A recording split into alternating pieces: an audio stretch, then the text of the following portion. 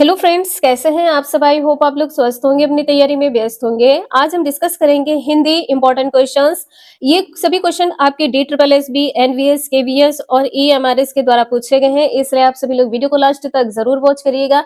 Channel पर पहली बार आए हैं तो चैनल सब्सक्राइब करके बेल आइकन प्रेस कर लीजिएगा, इससे नोटिफिकेशन आप सभी को मिलता रहे। जो भी आप सभी लोग सेंट्रल गवर्नमेंट की तैयारी कर रहे हैं, आप लोगों को बता दें कि यहाँ पर आप सभी की जो टायर फर्स्ट होता है, इसमें आप सभी जनरल हिंदी से क्वेश्चंस पूछे जाते हैं। टीजीटी के लिए आप लोगों ने ईएमआरएस में देखा है 20 नंबर के क्वेश्चन आएंगे, वहीं पीजीटी में आप सभी के 10 नंबर के क्वेश्चन आएंगे। और यदि आप सभी लोग इंग्लिश और हिंदी में क्लियर कर लेते हैं, तभी आप सभी के अदर सब्जेक्ट चेक होंगे, और यदि क्लियर नहीं होता है तो आपके सब्जेक्ट चेक नहीं होंगे, इसलिए आप सभी को ये पोर्शन क्लियर करना जरूरी है।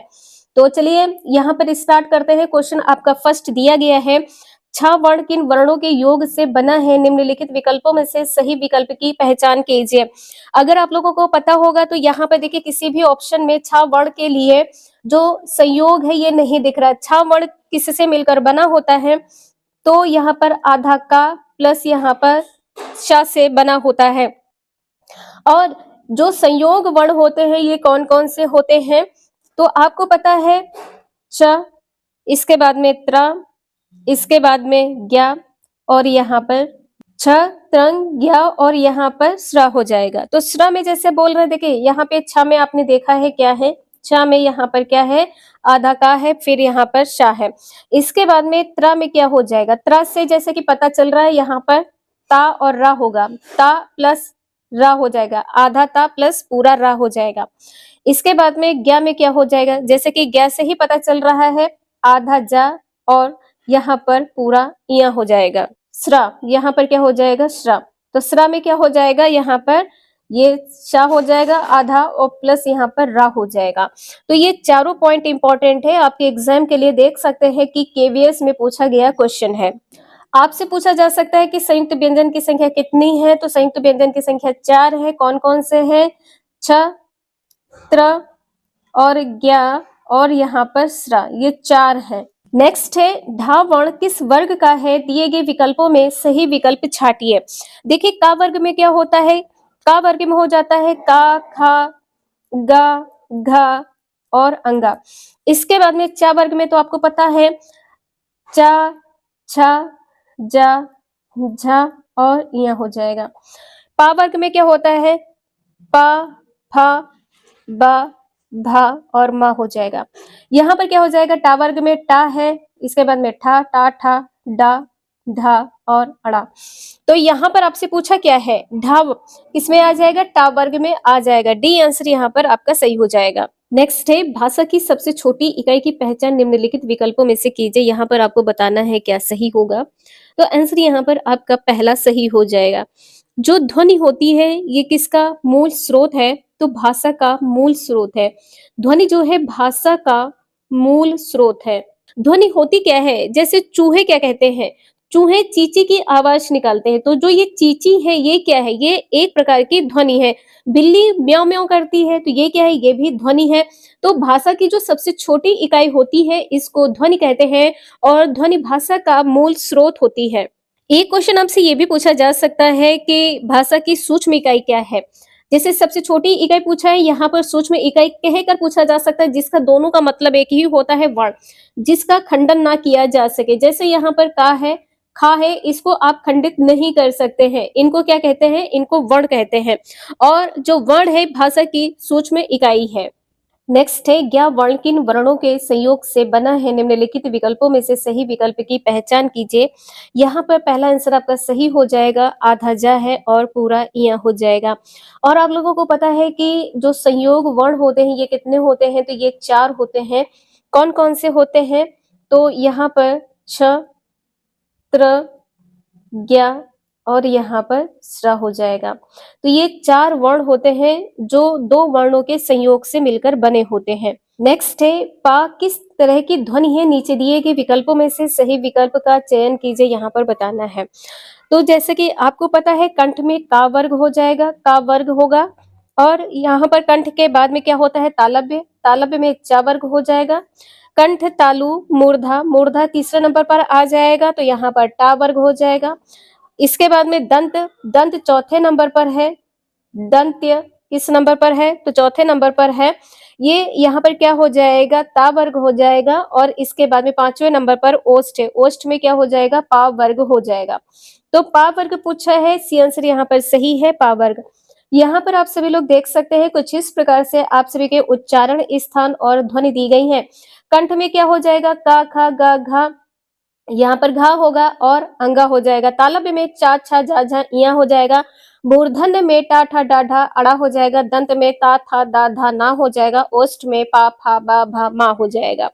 तो यहाँ पर आपने देखा है, देखिए इस चार्ट से क्वेश्चन आपके एग्जाम में बहुत पूछे जाते हैं, तो जरूर ध्यान रखिएगा। क्वेश्चन नंबर नेक्स्ट है, और आप लोग यहाँ पर देख सकते हैं कि आपके टीजीटी पीजीटी एग्जाम में भी इस प्रकार के क्वेश्चंस पूछे जाते हैं। क्वेश्चन नंबर नेक्स्ट है, किसी स्वर की सहायता से उच्चारित होने वाले वर्ण क्या कहलाते हैं, निम्नलिखित विकल्पों में से उपयुक्त की पहचान कीजिए।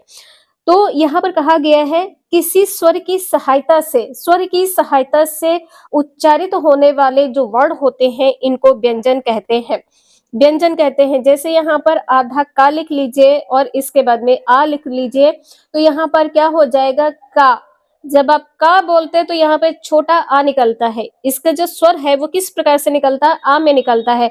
तो स्वर की सहायता से उच्चारित होते हैं, बी आंसर सही है। नेक्स्ट है, वर्तमान हिंदी किस लिपि में लिखी जाती है, किस लिपि में लिखी जाती है, आंसर यहाँ पर डी सही हो जाएगा, देवनागरी लिपि में लिखी जाती है। और भारत की जो सभी लिपियां हैं किस लिपि से निकली हैं, जो भारत की समस्त लिपि हैं ये कहाँ से निकली है, तो ब्राह्मी लिपि से निकली है। कहाँ से निकली है, तो ब्राह्मी लिपि से निकली है। जैसा कि यहाँ पर आप सभी लोग एक्सप्लेनेशन में देख सकते हैं कि जो खरोष्ठी लिपि है, खरोष्ठी लिपि, यह लिपि दाएं से बाएं लिखी जाती है। दाएं से जो खरोष्ठी लिपि है ये दाएं से इस प्रकार से लिखी जाती है, बाईं ओर। सम्राट अशोक के सहबाज गढ़ी और मनसेहरा अभिलेख खरोष्ठी लिपि में ही लिखे गए हैं। एक इंपॉर्टेंट पॉइंट है, ये आपके जीएस में पूछा जा सकता है कि जो अशोक के अभिलेख हैं कौन कौन से, सहबाज गढ़ी और मनसेहरा अभिलेख है, ये किस लिपि में है, तो खरोष्ठी लिपि में है। कहीं पर भी नोट डाउन कर लीजिएगा।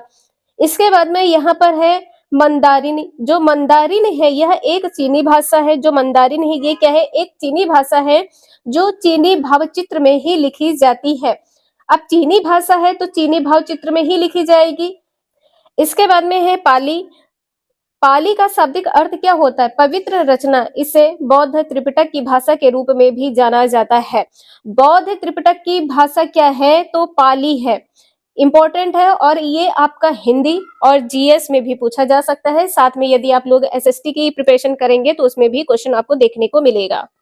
नेक्स्ट है, माँ किस प्रकार का वर्ण है, जो माँ है, तो पा फा बा भा मा। कहकर देखिए, जब आप बोल रहे हैं तो आपकी दोनों लिप्स जो है आपस में टच हो रही है, पा फा बा भा मा, तो क्या हो जाएगा, ओष्ठ हो जाएगा। यहाँ पर सी आंसर सही हो जाएगा, ओष्ठ। और आप लोग जो एक सीक्वेंस है उसे जरूर ध्यान रखिएगा। जैसे कंठ है, कंठ के बाद में क्या होगा, कंठ है, तालु है, इसके बाद में मूर्धा है, इसके बाद में दंत है, इसके बाद में क्या है, दंत है, और दंत के बाद में क्या हो जाएगा, ओष्ठ हो जाएगा। दंत के बाद में क्या होगा, ओष्ठ हो जाएगा। और ओष्ठ क्या है, पांचवें नंबर पर है। ओष्ठ किस नंबर पर है, पांचवें नंबर पर है। तो यहाँ पर आपने आंसर देखा, सी सही है। इंपॉर्टेंट है, एग्जाम में पूछा जा सकता है। और दंत्योष्ठ में क्या हो जाएगा, दंत्योष्ठ में हो जाएगा वा। जब आप वा बोलते हैं तो आपके दांत और नीचे की ओठ दोनों आपस में टच होते हैं, तो ये क्या हो जाएगा, दंतोष्ठ हो जाएगा। वा क्या होगा, दंतोष्ठ होगा। इसके बाद में यहाँ पर अनुनासिक, तो आप लोगों को पता होगा कि अनुनासिक व्यंजन कितने होते हैं। अनुनासिक में दो व्यंजन होते हैं, एक तो अनुस्वार होता है, दूसरा विसर्ग होता है। अनुस्वार में अंग हो जाएगा, विसर्ग में आहा हो जाएगा। तो यहाँ पर सी आंसर आपका सही है। एक बार यहाँ पर आप लोग देख सकते हैं कि मुंह के जिस भाग से वर्णों की ध्वनि का उच्चारण होता है उसे क्या कहते हैं, उच्चारण स्थान कहते हैं। मुख्यतः वर्णों के उच्चारण स्थान 6 हैं। कौन कौन से हैं, अभी आपने 5 देखा, 6 कौन सा, नाक से भी आप बोल सकते हैं। तो कंठ है, तालु है, मूर्धा है, दंत है, ओष्ठ है, और आपका छठा नाक हो जाएगा। जैसे ऊ, बड़ा ऊ, पा फा बा भा मा, ये सभी क्या है, ओष्ठ से संबंधित है। जो छोटा ऊ बड़ा ऊ है ये भी किससे संबंधित हो जाएगा, ओष्ठ से संबंधित हो जाएगा। नेक्स्ट क्वेश्चन यहाँ पर दिए हैं, यहाँ पर देख सकते हैं केवीएस टीजीटी में पूछा गया क्वेश्चन है, उच्चारण स्थान के आधार पर हिंदी व्यंजनों को कितने वर्गों में रखा जाता है, निम्नलिखित में से सही विकल्प को चिन्हित कीजिए। 6 स्थान तो आप लोगों ने देख लिया है, यहाँ पर कंठ है, तालु है, मूर्धा है, दंत है, ओष्ठ है और नाक है। इसके बाद में यहाँ पर कंठ्योष्ठ हो जाएगा, दंत्योष्ठ हो जाएगा। बहुत से ऐसे उच्चारण स्थान है जहां पर हिंदी व्यंजन को रखा गया है, तो आंसर 9 आपका सही होगा। क्वेश्चन नंबर नेक्स्ट है, उस मूल ध्वनि को जिसके खंड ना हो सके उसे क्या कहते हैं, उसे वर्ण कहते हैं, उसको क्या कहते हैं, वर्ण कहते हैं। और यहाँ पर आपने देखा ये आप सभी के केवीएस के पीआरटी में और टीजीटी दोनों में पूछा गया क्वेश्चन है। आपको पता है हिंदी वर्णमाला में कुल कितने वर्ण होते हैं, तो 52 वर्ण होते हैं। स्वर की संख्या कितनी होती है, 11। स्वर की संख्या कितनी होती है, 11 स्वर है। और यदि स्वर में मात्रा पूछी जाए तो कितनी है, मात्राएं कितनी है, तो मात्राएं 10 है, स्वर कितने हैं, 11 है। नेक्स्ट है, फा वर्ण का उच्चारण स्थान बताइए। आप लोग बोल कर देखिए, उसके बाद आप सभी लोग कमेंट करके बताएं इसका आंसर क्या सही होगा। देखिए यदि आप सभी लोग इस प्रकार से प्रैक्टिस करते हैं तो आपका एग्जाम कोई भी हो इजिली क्लियर होगा। तो यहाँ पर फा का जो उच्चारण स्थान है वो क्या हो जाएगा, पा फा। फा जब आप बोलते हैं तो किस में आएगा, दोनों लिप्स टच हो रही हैं, ओष्ठ में आ जाएगा फा।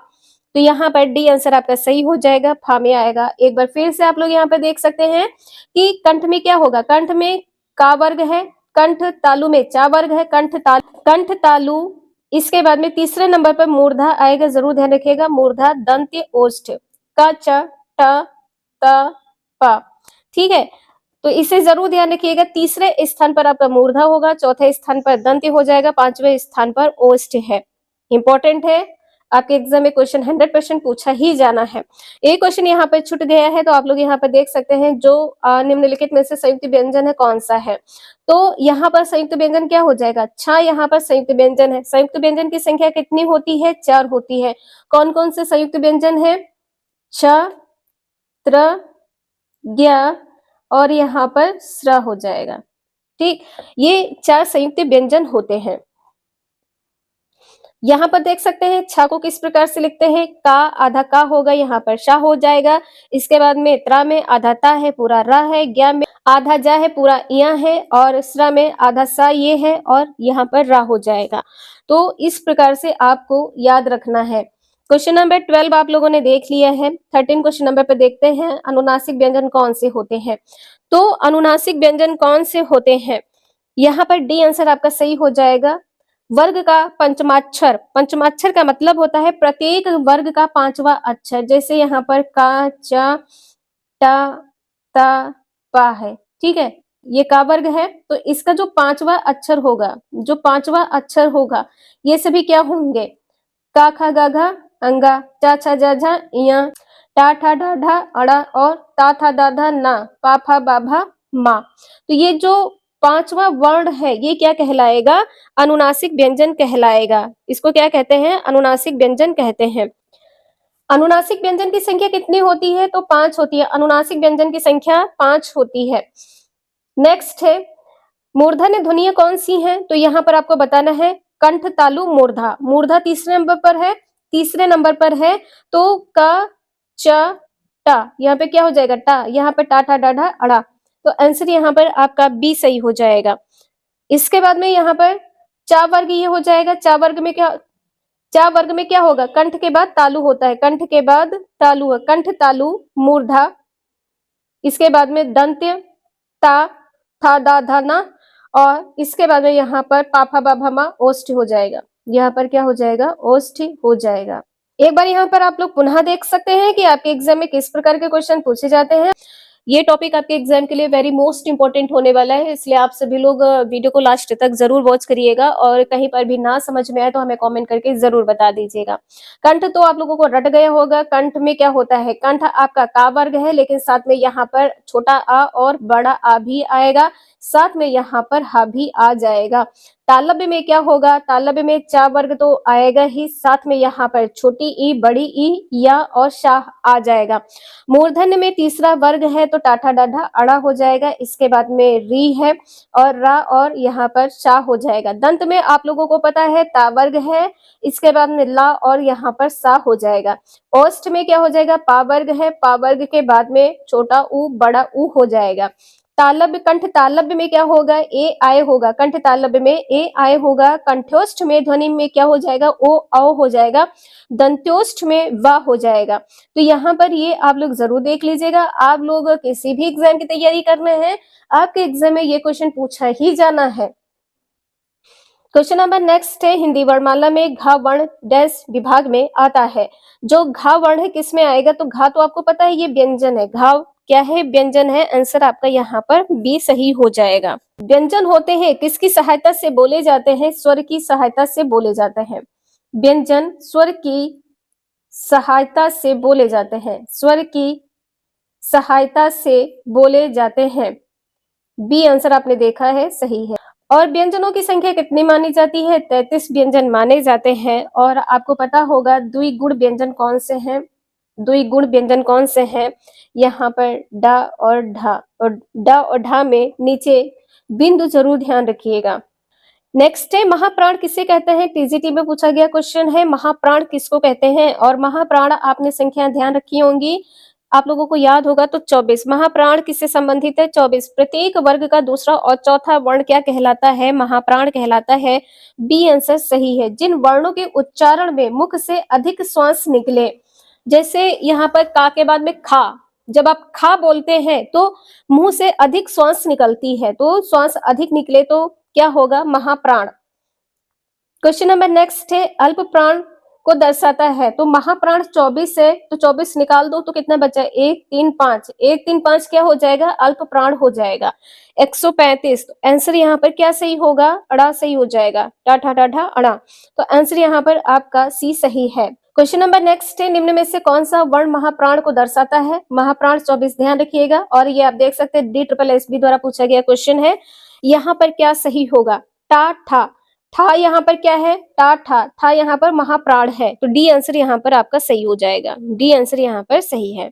इसके बाद में अल्प प्राण किसको कहते हैं, अल्प प्राण किससे संबंधित है, 135 से संबंधित है। अल्प प्राण किसको कहते हैं, जिन वर्णों के उच्चारण में मुख से कम श्वास निकले, जैसे का है, चा है, टा है। वहीं आप जब खा बोलते हैं तो श्वास ज्यादा निकलती है, चा के बाद में छा बोलते हैं तो श्वास ज्यादा निकलती है। तो अल्प प्राण में क्या होता है, मुख से श्वास कम निकलती है, महाप्राण में ज्यादा निकलती है। तो यहाँ पर आपका पहला आंसर सही है। क्वेश्चन नंबर नेक्स्ट है, निम्न में से कौन सा वर्ण अघोष व्यंजन है। अघोष व्यंजन कौन सा है ये बताना है। तो देखिए, जो प्रत्येक वर्ग का पहला और दूसरा व्यंजन होता है इसको क्या कहते हैं, अघोष कहते हैं। और तीसरा, चौथा और पांचवा व्यंजन जो होता है इसको सघोष कहते हैं। आंसर यहाँ पर आप सभी का पहला सही हो जाएगा, चा। चा और छा ये सभी क्या हो जाएंगे, अघोष हो जाएंगे। नेक्स्ट टॉपिक आपका है शुद्ध और अशुद्ध वाक्य। यहाँ से आपके एग्जाम में 1 या 2 नंबर का क्वेश्चन पूछा जाता है। और आप लोगों को बता दें, यदि आप सभी के 10 नंबर के क्वेश्चन पूछे जाते हैं तो 1 नंबर का क्वेश्चन आपको देखने को मिलेगा। 20 नंबर के क्वेश्चन पूछे जाते हैं जिसमें आप सभी को 3 से 4 क्वेश्चन देखने को मिल सकते हैं। तो यहाँ पर आप लोग देख सकते हैं क्वेश्चन नेक्स्ट दिया गया है, अशुद्ध वाक्य यहाँ पर आपको बताना है क्या सही है। तो लड़कियां गीत गा रही थी, बिल्कुल सही है, लड़कियां गीत गा रही थी। चारों पुत्रों का नाम बताओ, ये भी आपका सही है। हर एक ने टोपी पहनी हुई थी, ये भी आपका सही है। मैंने हस्ताक्षर कर दिए, तो कर दिए नहीं होगा, क्या होगा, कर दिया। मैंने हस्ताक्षर कर दिया होगा यहाँ पर। तो जो अशुद्ध है वो क्या हो जाएगा, डी आंसर यहाँ पर सही हो जाएगा। नेक्स्ट है, निम्नलिखित में से कौन सा शब्द पंचमाक्षर के प्रयोग की दृष्टि से अशुद्ध है। तो जो अशुद्ध है ये क्या हो जाएगा, संवत नहीं होगा। यहाँ पर क्या होता है, संवत होता है, संवत, इस प्रकार से। तो आंसर आपका यहाँ पर क्या सही हो जाएगा, बी। बी आंसर यहाँ पर आपका सही है। यहाँ पर आप सभी लोग देख सकते हैं संवत का जो रूप है कुछ इस प्रकार से होता है, संवत इस प्रकार से लिखा जाता है। और जो अन्य शब्द हैं, जैसे कि यहाँ पर आप लोग देख सकते हैं कि दंड किस प्रकार से लिखा जाता है, इस प्रकार से, भंडार भी और संवाद भी, लेकिन संवत यहाँ पर गलत है। क्वेश्चन नंबर नेक्स्ट है, निम्नलिखित में वर्तनी की दृष्टि से अशुद्ध शब्द क्या है? तो देखिए यहाँ पर जजमान लिखा, जजमान नहीं होता है, यजमान होता है। क्या होता है? यजमान होता है। तो पहला आंसर सही हो जाएगा जो अशुद्ध है। बाकी यहाँ पर सभी सही है। यमराज होता है, क्षत्रिय होता है, उज्जवल होता है। यहाँ पर देख सकते हैं टीजीटी पीजीटी एग्जाम में पूछा गया क्वेश्चन है। क्वेश्चन नंबर नेक्स्ट है, यहाँ पर आपको अशुद्ध बताना है। निम्नलिखित में वर्तनी की दृष्टि से अशुद्ध क्या है? धोखा नहीं होता है, क्या होता है? धोखा होता है, धोखा देना। भूख सही है, अभिष्ट सही है, धंधा ये भी सही है, जो सही नहीं है बी सही हो जाएगा, धोखा। नेक्स्ट है, निम्नलिखित वाक्यों में शुद्ध वाक्य क्या है ये बताना है। वह खाना खा लिया क्योंकि भूखा था, उसने खाना खा लिया क्योंकि वह भूखा था, ये यहाँ पर अशुद्ध है। तुम सारा दोष अपने सिर पर क्यों लेते हो, ये भी गलत हो जाएगा। तुम सारा दोष अपने सिर क्यों लेते हो, आंसर आपका यहाँ पर सी सही होगा। तुम सारा दोष अपने सिर पर क्यों लेते हो, ये भी आपका गलत है। नेक्स्ट है, ये क्वेश्चन आप लोग देख पा रहे हैं DSSB-PRT, और यहाँ पर एनवीएस, केवीएस, DSSB और EMRS सेंट्रल में जितने भी पेपर हुए हैं सभी का निचोड़ यहाँ पर देखने को मिल रहा है। यहाँ पर आपसे सरल वाक्य पूछा गया है। यहाँ पर क्या कहा गया है? जो व्यक्ति राष्ट्र के लिए मर मिट जाता है इसलिए वह राष्ट्रभक्त कहलाता है। यहाँ पर क्या है? ये आपका संयोजन वाक्य हो जाएगा। ये दूसरा वाक्य यहाँ पर क्या है? इसलिए वह राष्ट्रभक्त कहलाता है। तो ये यहाँ पर इसलिए जो है दोनों वाक्यों को जोड़ रहा है, तो संयुक्त वाक्य हो जाएगा। राष्ट्र के लिए मर मिटने वाला व्यक्ति सच्चा राष्ट्रभक्त है, बी आंसर यहाँ पर आपका सही है। वह व्यक्ति सच्चा राष्ट्रभक्त है जो राष्ट्र के लिए मर मिटे। यहाँ पर भी दो वाक्य आ जाएंगे, संयुक्त वाक्य। इनको क्या किया जा रहा है? जोड़ा जा रहा है। जब व्यक्ति राष्ट्र के लिए मर मिटता है तो वह सच्चा राष्ट्रभक्त कहलाता है, ये भी यहाँ पर आपका नहीं होगा। सरल वाक्य आपका बी आंसर सही है। नेक्स्ट है, दिए गए शब्दों में शुद्ध वर्तनी का चयन कीजिए। यहाँ पर आपको बताना है शुद्ध क्या है। तो शुद्ध यहाँ पर अमावस्या हो जाएगा। इस प्रकार से लिखते हैं, जो अमावस्या लिखा है ये यहाँ पर गलत है। आमवस्या लिखा है ये गलत है, अमावस्या लिखा है ये भी गलत है। क्या होता है? अमावस्या होता है। नेक्स्ट है, निम्नलिखित प्रश्न में 4 विकल्पों में से उस विकल्प का चयन करें जो शुद्ध शब्द का सही विकल्प है। सही विकल्प यहाँ पर बताना है क्या है? शुद्ध वाक्य आपको बताना है। आगंतुक, आंसर यहाँ पर आपका सी सही होगा। आगंतुक, यहाँ पर आगंतुक लिखा है ये आपका गलत हो जाएगा।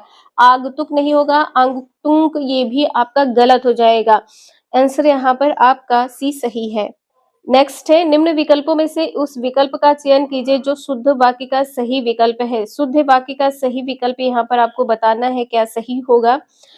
नहीं कमाए गए जीवन निर्वाह संभव बिना, इसका तो कोई अर्थ ही नहीं निकल रहा। बेकमाए भी यहाँ पर गलत हो जाएगा। बिना कमाए जीवन निर्वाह संभव नहीं है, बिना कमाए जीवन निर्वाह संभव नहीं है, बिल्कुल सही हो जाएगा। यहाँ पर लिखा है कि बिना जीवन निर्वाह कमाए संभव नहीं है, ये भी यहाँ पर गलत है। जो शुद्ध वाक्य है वो आपका सी आंसर सही है। नेक्स्ट है, दिए गए शब्दों में शुद्ध वर्तनी का चयन कीजिए। जो शुद्ध वर्तनी है क्या होगा? आहार होगा या आहार होगा? तो आहार होता है, आहार नहीं होता है, या आहर नहीं होता है, अहर नहीं होता है। ये तीनों पॉइंट आपके गलत है, पहला आंसर सही है। नेक्स्ट है, निम्नलिखित प्रश्न में 4 विकल्पों में से उस विकल्प का चयन करें जो शुद्ध शब्द का सही विकल्प है। क्या बोलते हैं? अद्वितीय बोलते हैं, अद्वितीय। आंसर आपका पहला सही हो जाएगा। अद्वितीय गलत है, अद्वितीय ये भी गलत है, अद्वितीय ये भी आपका गलत है। ये मात्राएं जो यहाँ पर द पे मात्रा लगी है बड़ी ई की, ये यहाँ पर गलत है, पहला आंसर सही है। क्वेश्चन नंबर नेक्स्ट है, यहाँ पर आपको बताना है क्या सही होगा। ये भी आप लोग देख सकते हैं कि आप सभी के DSSB-PRT में पूछा गया क्वेश्चन है। तो आंसर यहाँ पर आपका क्या सही हो जाएगा? देखिए, निम्नलिखित प्रश्न में 4 विकल्पों में से उस विकल्प का चयन करें जो शुद्ध वाक्य का सबसे अच्छा विकल्प है। शुद्ध वाक्य का जो सबसे अच्छा विकल्प है ये क्या हो जाएगा? सभ्यता का विकास आदर्श चरित्र को से ही संभव है। आदर्श चरित्र से को ही संभव है, गलत हो जाएगा। सभ्यता से विकास आदर्श चरित्र को संभव है, ये भी यहाँ पर गलत होगा। सभ्यता का जो विकास है आदर्श चरित्र से संभव है। यहाँ पर क्या कहा है कि को संभव है, को से ही संभव है, ये गलत हो जाएगा। तो आंसर आपका सी यहाँ पर सही है। सभ्यता को विकास आदर्श चरित्र से ही संभव है, ये भी यहाँ पर गलत है। अगर आपको कहीं पर भी शुद्ध अशुद्ध वाक्य में समझ में ना आए तो आप जो सेंटेंस दिए होते हैं, जो वाक्य दिए होते हैं, इनको 2 से 3 बार पढ़ लीजिएगा। आपको यहाँ पर पता चल जाएगा कि शुद्ध वाक्य कौन सा है और अशुद्ध कौन सा है। इसके बाद में क्वेश्चन नंबर नेक्स्ट है, यहाँ पर आपको बताना है क्या सही होगा। और ये देख सकते हैं DSSB में पूछा गया क्वेश्चन है। निम्न विकल्पों में से उस विकल्प का चयन कीजिए जो शुद्ध वाक्य का सही विकल्प है। मेको क्या होता है? मेको यहाँ पर गलत हो जाएगा। मेको यह अच्छा नहीं लगता है कि आहिस्ता बोला जाए, ये यहाँ पर गलत हो जाएगा। मुझे यह अच्छा नहीं लगता है कि आहिस्ता बोला जाए, आंसर आपका यहाँ पर बी सही है। मेरो मेरो क्या क्या मतलब है? यहाँ पर जो शुद्ध है तो यहाँ पर मुझे ही आएगा। मुझे यह अच्छा नहीं लगता है कि आहिस्ता बोलू जाए, ये बोलू क्या होता है, ये भी यहाँ पर गलत है। इसके बाद में मुझे यह अच्छा नहीं लगता है कि आहिस्ता बोला जाए, तो यहाँ पर आंसर आपका बी सही है। नेक्स्ट है, निम्नलिखित प्रश्न में 4 विकल्पों में से उस विकल्प का चयन करें जो शुद्ध शब्द का सही विकल्प है। जो सही विकल्प है वो क्या होता है? आभिष्ट नहीं होगा, अभिष्ट नहीं होगा, अभिष्ट ये भी नहीं होगा, तो क्या होगा? अभिष्ट होगा। आंसर आपका यहाँ पर बी सही हो जाएगा। क्वेश्चन नंबर नेक्स्ट है, यहाँ पर आपको बताना है क्या सही होगा। निम्नलिखित प्रश्न में 4 विकल्पों में से उस विकल्प का चयन करें जो शुद्ध शब्द का सही विकल्प है। सूची यहाँ पर ये गलत है। सूची किस प्रकार से लिखते हैं? ऐसे लिखते हैं। गृहिण ये भी आपका गलत हो जाएगा। विहंगम ये भी आपका गलत है। परिचारक यहाँ पर आपका सही हो जाएगा। परिचारक लिखा है, कहीं कहीं पर परिचालक भी आप लोग देख सकते हैं। और यहाँ पर आप लोग देख सकते हैं कि विहंगम, विहिमगम इस प्रकार से लिखेंगे, जो वा पर मात्रा होगी वो छोटी ई की हो जाएगी। सूची आपको पता ही इस प्रकार से लिखा जाता है। गृहिण नहीं होता है, गृहिणी होता है। और गृहिणी भी आप लोग ध्यान रखिएगा, गृहिणी से संबंधित आपका एग्जाम में क्वेश्चन पूछा जाता है, शुद्ध अशुद्ध शब्द पूछा जाता है। नेक्स्ट है, निम्न विकल्पों में से उस विकल्प का चयन कीजिए जो शुद्ध वाक्य का सही विकल्प है, ये बताना है। विनम्रता के बिना स्वतंत्रता पर कोई अर्थ नहीं है। विनम्रता से बिना स्वतंत्रता पर कोई अर्थ नहीं है। विनम्रता के बिना स्वतंत्रता का कोई अर्थ नहीं है। बिल्कुल सही आंसर आपका यहाँ पर सी सही होगा। स्वतंत्रता पर यहाँ पर गलत हो जाएगा। अगर आप लोग देख रहे हैं तो यहाँ पे देख सकते हैं कि स्वतंत्रता पर यहाँ पर गलत होगा। यहाँ पर कहा गया है कि विनम्रता के बिना स्वतंत्रता का सब अर्थ है। सब अर्थ ये भी यहाँ पर गलत है। क्वेश्चन नंबर नेक्स्ट है, यहाँ पर आपको बताना है क्या सही होगा। देखिए यहाँ पर क्या कहा गया है कि निम्नलिखित प्रश्न में जो 4 विकल्प दिए गए हैं इसमें आपको शुद्ध वाक्य बताना है। जो शुद्ध वाक्य है ये क्या है? भारत भूमि हमका, ये हमका यहाँ पर गलत होगा। और हम उसका पुत्र हैं, तो यहाँ पर ये गलत हो जाएगा। ये भी आपका गलत है। भारत भूमि हमारी माता है और हम उसके पुत्र हैं, बिल्कुल सही है। आंसर आपका यहाँ पर बी सही होगा। भारत भूमि हमारा माता है, हमारा माता नहीं होगा, हमारी माता होगा, ये भी गलत है। भारत भूमि हम सबका माता है, हम सबका, ये सबका भी यहाँ पर गलत है, तो बी आंसर सही है। नेक्स्ट है, दिए गए शब्दों में अशुद्ध वर्तनी का चयन कीजिए। अशुद्ध वर्तनी क्या होगा? तो यहाँ पर एकता हो जाएगा। एकता यहाँ पर गलत है। एकता क्या होता है? एकता होता है। यहाँ पर क्या हो जाएगा? एकता। तो डी आंसर यहाँ पर सही है, जो अशुद्ध है। स्थायित्व, निरोग, स्वस्थ, ये सभी क्या है? शुद्ध वर्तनी है। नेक्स्ट है, निम्नलिखित प्रश्न में 4 विकल्पों में से उस विकल्प का चयन करें जो विराम चिन्ह युक्त वाक्य का सही विकल्प हो। कहाँ पर विराम चिन्ह सही लगा है ये बताना है। यहाँ पर क्या कहा गया है कि सोलन को चुप देख राजा ने पूछा, आपकी दृष्टि में सबसे सुखी व्यक्ति कौन है?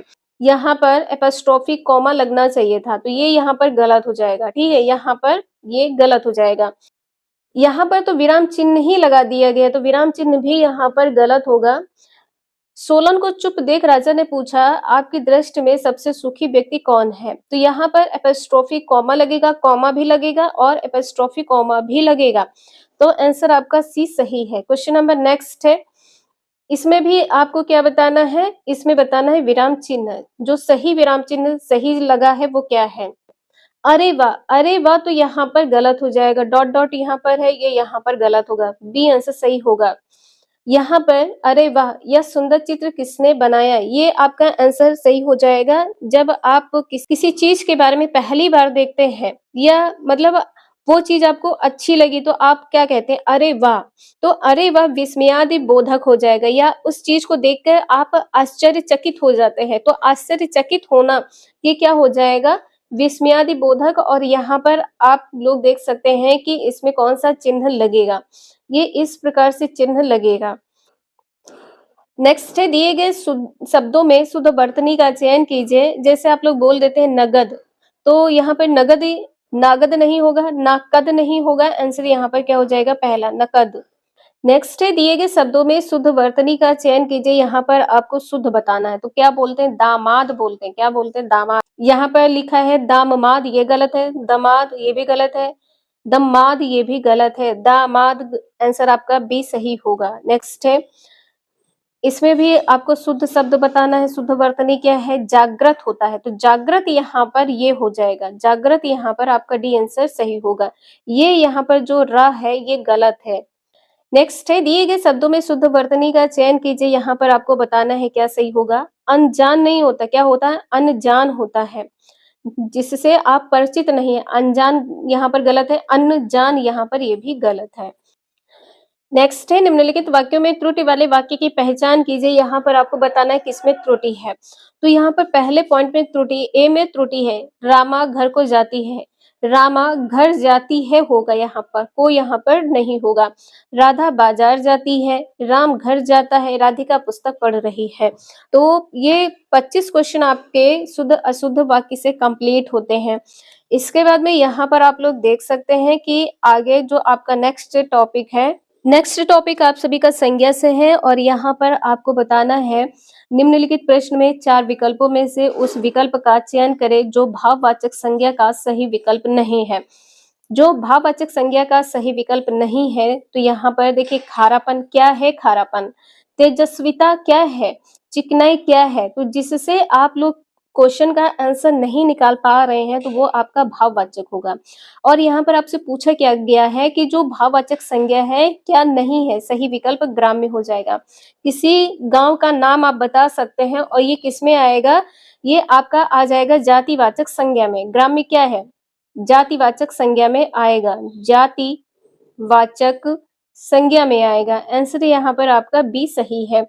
एक बार यहाँ पर आप लोग देख सकते हैं कि भाववाचक संज्ञा जिस शब्द से किसी वस्तु अथवा व्यक्ति के गुण, दशा, भाव, धर्म, अवस्था आदि का बोध होता है तो उसे क्या कहते हैं? भाववाचक संज्ञा कहते हैं।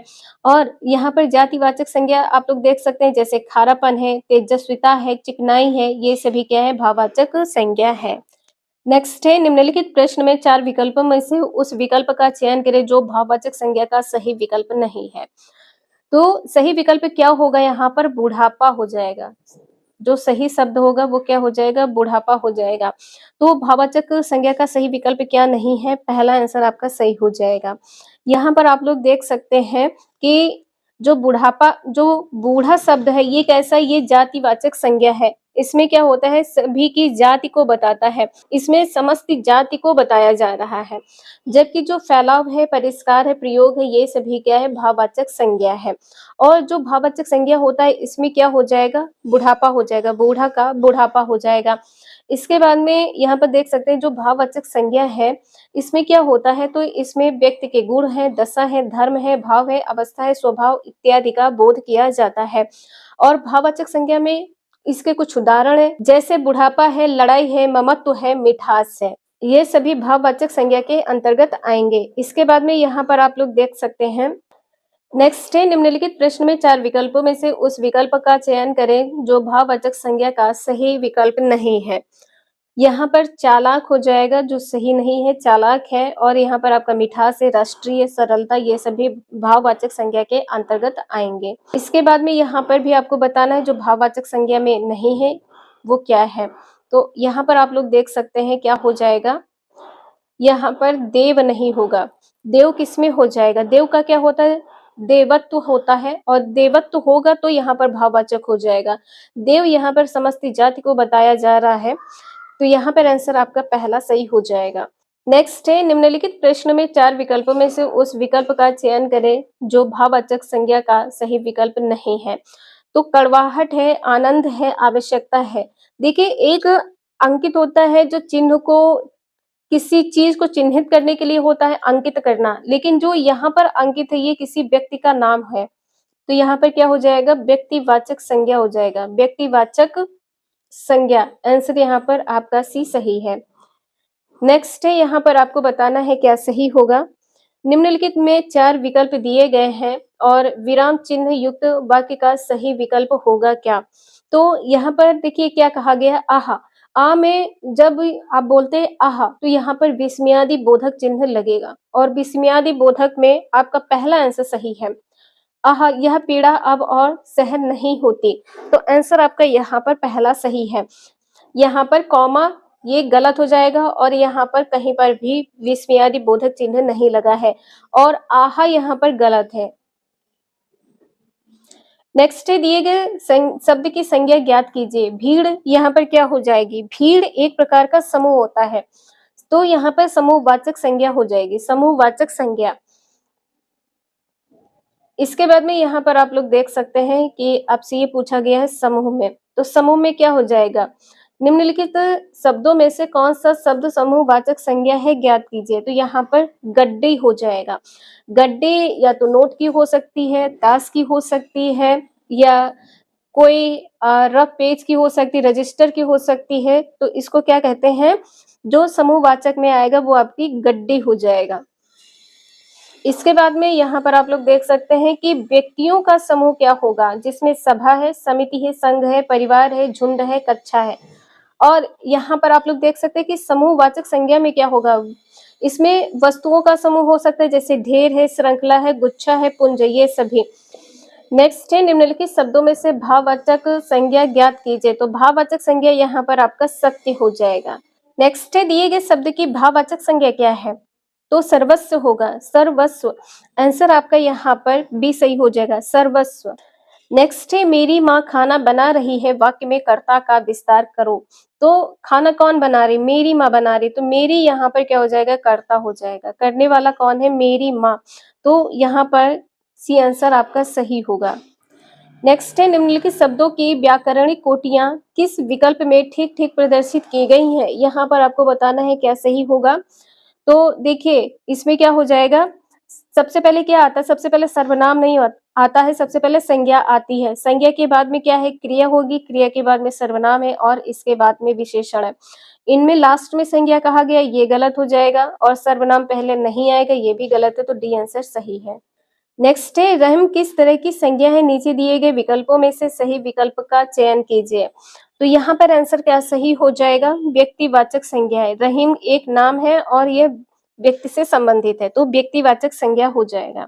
नेक्स्ट है, कुंज शब्द संज्ञा के किस भेद के अंतर्गत है? सही विकल्प को चिन्हित कीजिए। तो जो कुंज है ये क्या हो जाएगा? समूहवाचक हो जाएगा, कुंज समूहवाचक में आएगा। नेक्स्ट है, हिंदी में शब्दों का लिंग निर्धारण किसके आधार पर होता है? तो संज्ञा के आधार पर होता है। जो लिंग का निर्धारण है संज्ञा के आधार पर होता है। नेक्स्ट है, जिस संज्ञा से पदार्थ में पाए जाने वाले किसी धर्म का बोध होता है उसे क्या कहते हैं? उसे भाववाचक संज्ञा कहते हैं। उसको क्या कहते हैं? भाववाचक संज्ञा। कि जिस संज्ञा से पदार्थ में पाए जाने वाले किसी धर्म का बोध होता है उसे भाववाचक संज्ञा कहते हैं, जैसे मीठा, नम्रता, लंबाई इत्यादि। और हर पदार्थ का धर्म होता है, जैसे कि आग में गर्मी होती है, पानी में शीतलता होती है। ये आपकी क्वालिटी बताई जा रही है, तो आंसर यहाँ पर आपने देखा है सी सही है। नेक्स्ट है, क्वेश्चन नंबर आपको बताना है यहाँ पर क्या सही होगा। निम्नलिखित में संज्ञा विशेषण जोड़ी में कौन सा सही नहीं है? तो प्रांत और प्रातिक सही नहीं है। विष का विषैला है, पिता का पैतृक हो जाएगा, आदि आदिम। प्रांत प्रातिक यहाँ पर गलत है। प्रांत का क्या होता है? प्रांतीय होता है, प्रांत का प्रांतीय होता है, ध्यान रखिएगा। नेक्स्ट है सुंदर की भाववाचक संज्ञा। भाववाचक संज्ञा क्या है? सुंदर का सुंदरता होता है और सौंदर्य भी होता है, सुंदरता और सौंदर्य, डी आंसर यहाँ पर सही है।